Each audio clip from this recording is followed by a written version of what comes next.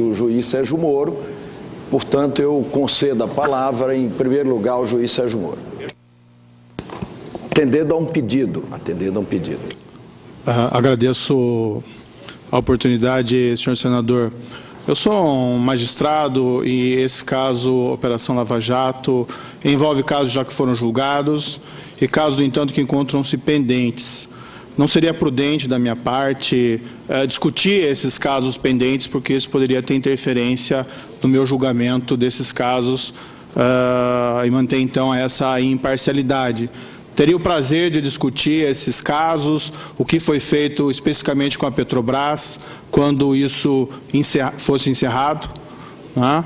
E dar minha opinião sobre o saque que foi feito em cima da Petrobras. Mas eu fico preocupado, e aqui eu externo essa posição, há essa afirmação de que a lei de abuso de autoridade, o projeto não tem nenhuma intenção de frear a Operação Lava Jato. Há essas afirmações de que a Operação Lava Jato é sagrada, mas, não obstante, com todo respeito ao eminente senador, fica claro aqui que está se afirmando que eu, na condução do caso, cometi abuso de autoridade e devo ser punido.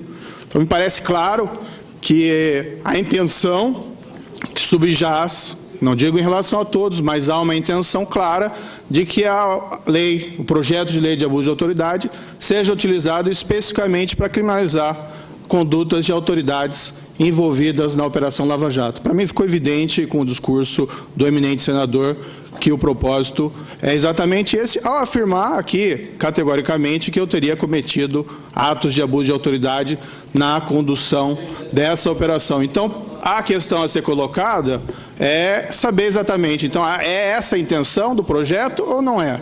Se for essa a intenção do projeto, né, eu insisto na necessidade ou do adiamento, porque vai passar um recado errado para a população, ou pelo menos, senador, a colocação dessas normas de salvaguardas para o juiz saber, e não digo aqui só o juiz, de primeira instância, várias das minhas decisões que foram proferidas, e pode sempre haver discordância em relação às decisões, foram mantidas pelo Tribunal Regional Federal da 4ª Região, foram mantidas pelo Superior Tribunal Eleitoral, foram mantidas várias vezes por unanimidade, mesmo em relação a prisões preventivas decretadas na Operação Lava Jato pelo Supremo Tribunal Federal. Então a intenção é essa, criminalizar todas essas autoridades, porque há divergência eventual na interpretação que foi adotada pelos juízes. Então a questão, se a Operação Lava Jato, como muitos dizem, é de fato sagrada, então tem que se pensar realmente acerca da proposição dessa inovação da lei de abuso de autoridade e da intenção aparentemente explícita de que sejam criminalizados agentes envolvidos nessa operação. Senhor presidente, o que eu só quis dizer é que ninguém está acima da lei. Tá? No caso da interceptação telefônica, houve uma reprimenda do ministro Teori. Aí não, isso não é debate. No caso ao juiz Sérgio.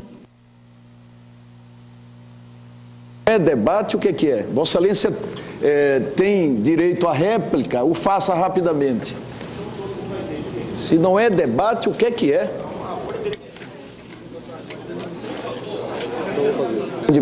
Se desejar, senão eu vou conceder a palavra ao ministro Gilmar Mendes. Eu desejo, senhor presidente. Senador Ataíde, está ali escrito, sessão de debates temáticos. Senhor presidente, o que eu quis dizer aqui é que ninguém está acima da lei. Nem o juiz, nem um senador, ninguém está acima da lei.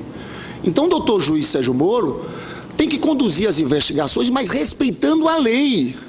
Eu, inclusive, tive acesso, não é a primeira vez, sobre interceptação telefônica de advogados e prisões preventivas abusivas. Eu tive acesso ao habeas corpus de 2013, que no caso o relator era o ministro Eros Grau, e o redator foi o ministro Gilmar Mendes. Esses casos já aconteciam em 2013. Então isso não pode ser uma prática. Volto a dizer, nós temos que ter investigações amplas e profundas respeitando a lei. É por isso que eu questionei Vossa Excelência. Citei vários casos em que houve desrespeito da lei. Então eu sei que Vossa Excelência é uma figura muito importante, mas não está acima da lei, como nós também não estamos acima da lei.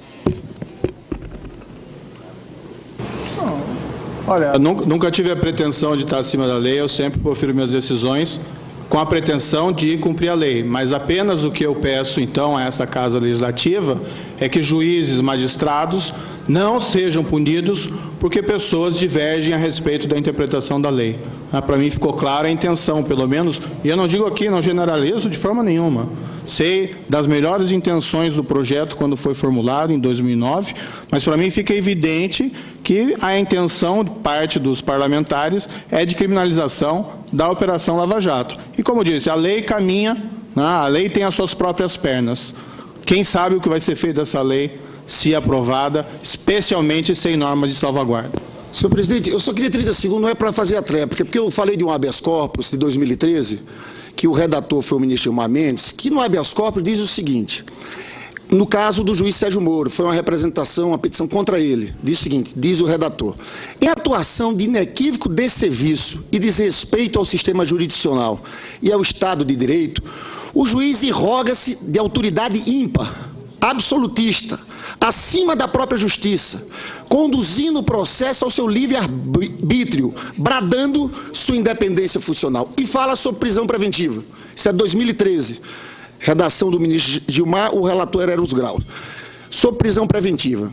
Incomum, porque não me parece razoável admitir que, em causas que versem sobre crimes não violentos, por mais graves e repugnantes que sejam, se justifiquem repetidos decretos de prisão, salvo, evidentemente, circunstâncias extraordinárias, pois, reiteradamente, essa Corte tem assentado o caráter excepcional da prisão antecipada. Eu agradeço a Vossa Excelência, senador Renan Calheiros, mas é importante, porque essa é uma prática que vem de antes. Então eu queria registrar isso aqui.